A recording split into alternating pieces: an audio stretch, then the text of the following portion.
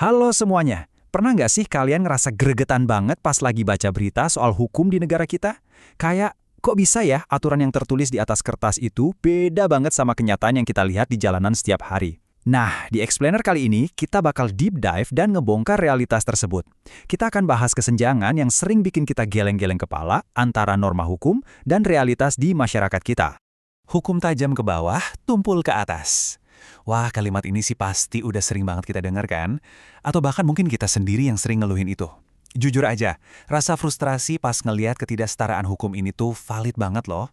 Dan hari ini, kita nggak cuma bakal komplain, tapi kita bakal membedah secara terstruktur dan objektif kenapa fenomena ini bisa terus-terusan terjadi di Indonesia. Biar pembahasannya enak, kita akan bagi explainer ini ke dalam 5 bagian. Kita mulai dari cek realitas, terus bahas bedanya prosedur dan substansi, lanjut ke amunisi intelektual, ngeliat kegagalan sistem, dan pastinya kita tutup dengan jalan ke depan alias solusinya. Oke, langsung aja kita masuk ke bagian pertama, cek realitas hukum di keseharian kita. Mari kita lihat gimana satu aturan yang sama persis, itu efeknya bisa beda jauh banget tergantung dari siapa kita di mata tatanan sosial. Coba deh bayangin dua skenario ini. Di satu sisi ada Pak Ahmad. Dia ini tukang parkir yang nyebrang sembarangan, nggak di zebra cross, karena lagi buru-buru kejar restoran buat makan hari itu. Di sisi lain ada Pak Sugih, seorang konglomerat yang nekat nerobos lampu merah cuma gara-gara telat mau meeting. Secara aturan formal, dua-duanya melanggar. Pak Ahmad ditilang, didenda, SIM-nya ditahan. Tapi Pak Sugih, karena dia punya privilege pakai mobil mewah, mungkin dia cuma ditegur secara lisan. Ini nih contoh nyata gagalnya keadilan formal. Kalau penegakannya benar-benar adil, harusnya Pak Sugih dihukum denda maksimal karena dia mampu dan harus jadi contoh. Sementara untuk Pak Ahmad, hakim harusnya bisa ngasih keringanan karena ada faktor desakan ekonomi yang nyata di situ. Sekarang kita bawa contoh ini ke situasi yang lebih ekstrim, urusan nyawa. Bayangin ada aturan rumah sakit harus bayar deposit 5 juta rupiah di awal. Datanglah pasien miskin yang kondisinya udah parah banget, tapi karena dia nggak bawa uang 5 juta, dia ditolak. Nggak lama, datang pasien kaya raya, langsung transfer 5 juta, dan detek itu juga dirawat. Kalau kita cuma pakai kacamata aturan formal, ya penerapannya udah sama kan? Tapi hasilnya, jelas nggak manusiawi dan sangat berbahaya. Ini bukti kalau keadilan itu sama sekali nggak boleh buta terhadap konteks kemanusiaan, apalagi di kondisi darurat. Nah, masuk ke bagian kedua. Dari dua contoh tadi, kita tuh butuh kosakata yang tepat buat ngejelasin rasa nggak adil yang kita rasain. Makanya, kita harus narik garis tegas antara keadilan prosedural dan keadilan substantif. Gini, penegakan hukum yang ideal itu ibarat timbangan yang harus menyeimbangkan 3 hal. Harus ada kepastian hukum, biar aturannya jelas, kemanfaatan buat masyarakat, dan keadilan yang benar-benar berakar dari hati nurani. Kalau hukum cuma saklek pada aturan teks tapi nggak ada keadilan substantifnya, hukum itu berubah jadi alat penindas. Tapi sebaliknya, kalau nggak ada kepastian hukum sama sekali, hukum itu bakal gampang banget dipelintir sama mereka yang punya power. Jadi, tiga-tiganya harus seimbang.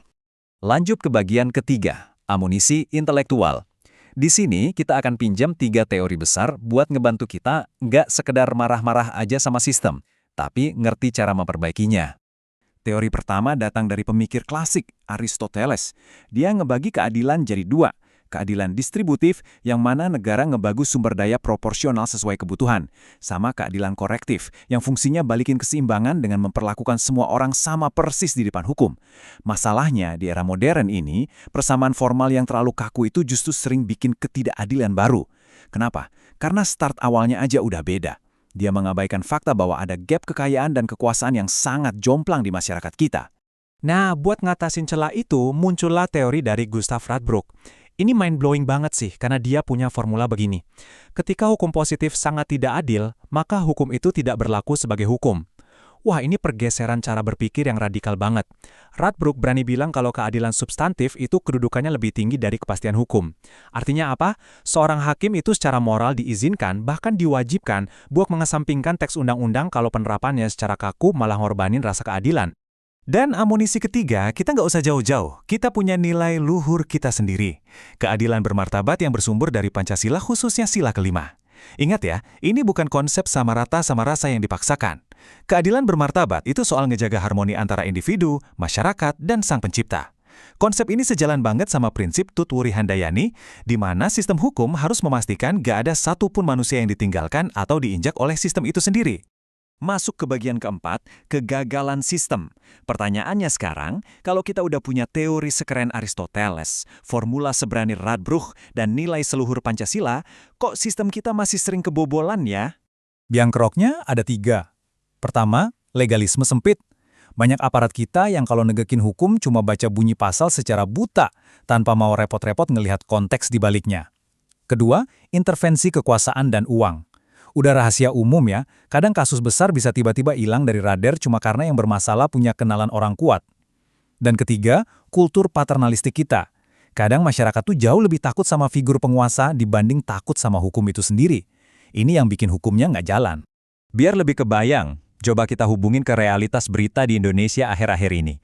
Di sisi negatif, kita sering banget lihat pengusutan kasus pelanggaran HAM berat masa lalu dibiarin mangkrak dengan alasan hukum nggak bisa berlaku surut, yang akhirnya ngorbanin keadilan buat para korban. Di keseharian, kita kenyang lihat berita orang miskin dihukum berat cuma gara-gara nyuri sandal, murni karena hakimnya cuma ngikutin bunyi pasal tanpa memperhatiin motivasi kelaparan di baliknya. Tapi, ada juga kok percikan harapan. Misalnya, di kasus Pinangki kemarin, hakim udah mulai berani mempertimbangkan uang restitusi bagi korban korupsi. Ini adalah contoh keadilan restoratif yang mulai jalan. Oke, akhirnya kita sampai di bagian kelima, jalan ke depan. Kita nggak boleh cuma berhenti di rasa putus asa. Kita butuh solusi yang konkret, biar keadilan bermartabat ini nggak cuma jadi wacana. Lalu, apa aja langkah nyatanya? Pertama, kita wajib memperkuat keberanian nalar penegak hukum. Mereka butuh keberanian moral untuk bergeser dari sekedar baca teks ke melindungi nilai kemanusiaan. Kedua, mekanisme pra-peradilan harus dibikin lebih gampang dan mudah diakses sama masyarakat kecil. Ketiga, keadilan restoratif harus lebih sering dipakai buat kasus-kasus ringan. Keempat, sistem e-court harus dimaksimalkan biar proses peradilan makin transparan dan nggak bisa diakal-akalin. Dan yang terakhir, sekaligus paling penting, basmi semua diskriminasi struktural. Nggak boleh lagi tuh ada cerita selfie VIP atau fasilitas mewah buat koruptor di dalam lapas. Nah, sebelum kita akhiri explainer ini, saya pengen ninggalin satu pertanyaan buat kalian. Coba deh posisikan diri kamu sebagai hakim. Di depan kamu, ada seorang nenek tua yang tertangkap basah mencuri beberapa buah kakao dari perkebunan karena cucunya nangis kelaparan. Di sisi lain, undang-undang secara kaku bilang pencurian itu ancaman hukumannya 5 tahun penjara. Keputusan apa yang bakal kamu ambil? Apakah kamu akan jadi corong undang-undang yang kaku? Atau kamu akan ngambil langkah berani demi menegakkan keadilan substantif yang bermartabat? Coba dipikirin baik-baik. Terima kasih udah ngikutin Deep Dive kita kali ini, dan sampai ketemu di explainer berikutnya.